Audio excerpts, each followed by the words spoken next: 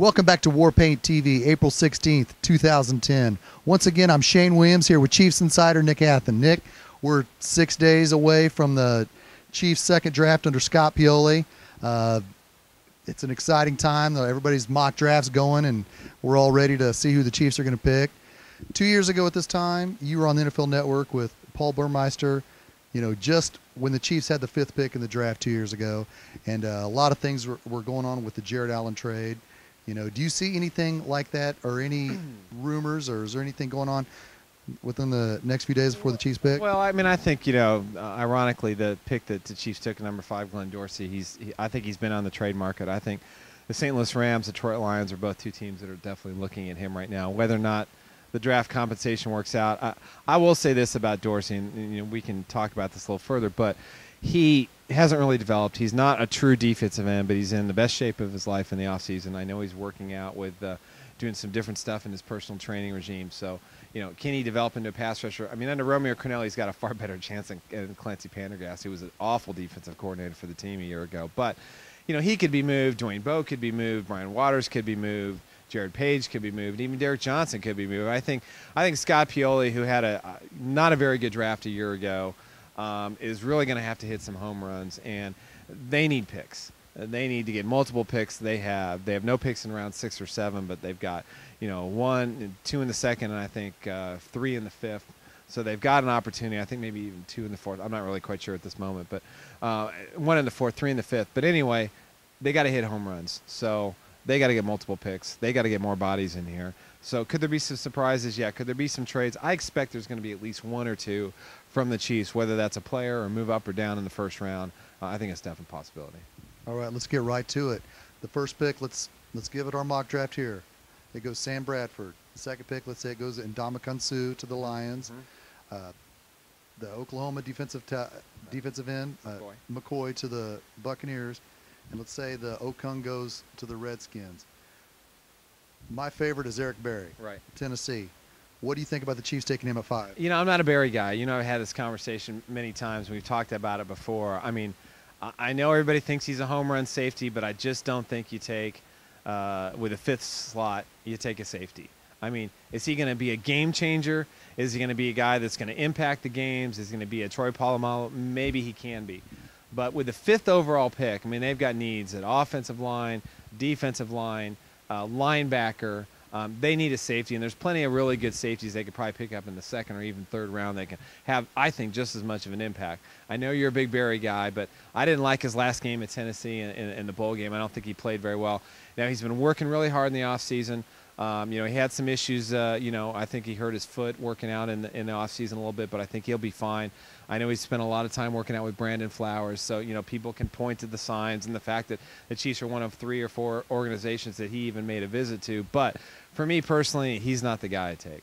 Then if you take Balaga, then you're taking the 2nd or 3rd best tackle, and if you take Rolando McClain, he's in the top 10 or 11. Right. So then you're reaching. If you take somebody at 5, they have to be the best at that position, and you might look back and say, if years from now, wow, we could have had Eric Berry. Just like many Chiefs fans now look back and say, wow, we could have had Troy Polamalu, but we took Larry Johnson. Right. Well, we could have had Ed Reed, but we drafted Ryan Sims. Don't you feel if you ignore that talent now, it's going to be nipping you in the bud later? But again, this team has so many needs, and safety is not a huge need for this organization right now. They've got too many issues, and you look at Rolando McClain. I mean, to me, he's the best linebacker in this draft. He's a guy who can play inside linebacker. Yeah, he's not adept at pass rushing, but he'll do everything else you need to do at inside line, because they've got one starter. They've got Derek Johnson. To me, that's really the only linebacker this team has. And if you're going to run a 3-4, I mean, you've got to have more bodies in there. And Demoria Williams is a nice player, and you got a couple of young kids in Studebaker who may end up being a decent player. But to count on some of the veterans that they're counting on, I don't think it makes sense. They have to draft at least 2 linebackers out of this draft. And I think McClain, to me, is the guy that nobody's think that they're going to pick.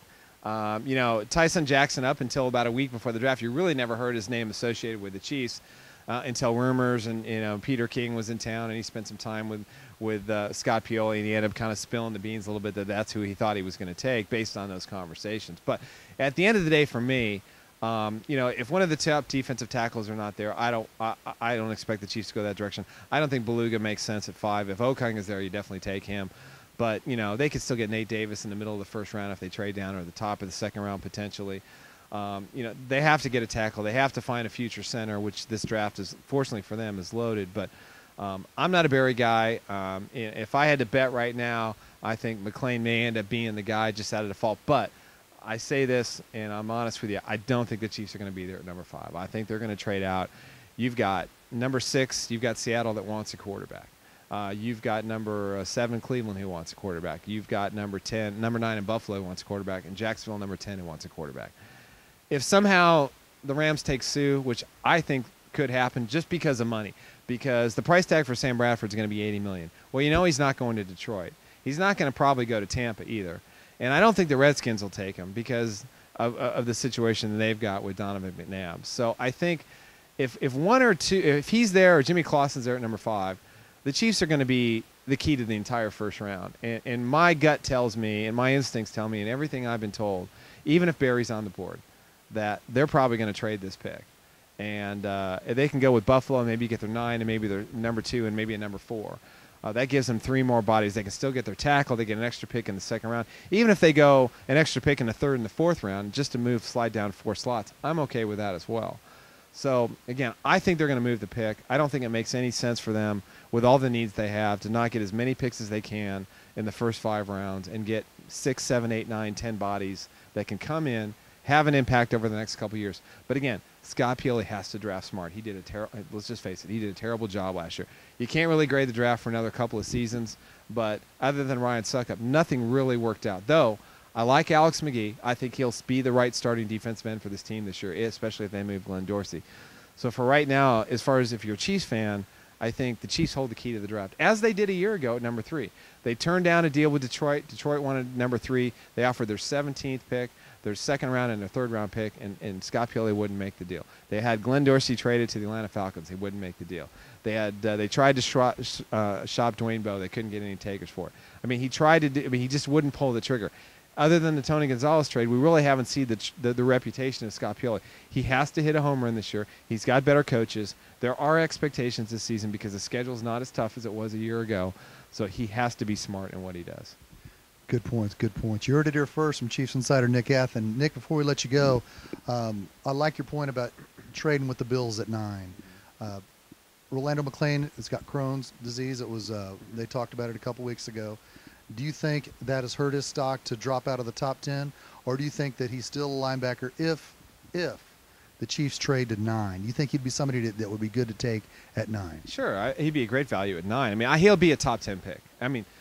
There's no question, in my opinion, that he will be a top. He has all the intangibles. He's a leader. He had 270 tackles the last 3 years at Alabama. He got better from his freshman to sophomore to junior year, and he decided to leave a year early. He's a great locker room guy. He's a workout warrior. His only flaw is he's not Derek Thomas. So people are going to think, why are we getting another Alabama linebacker?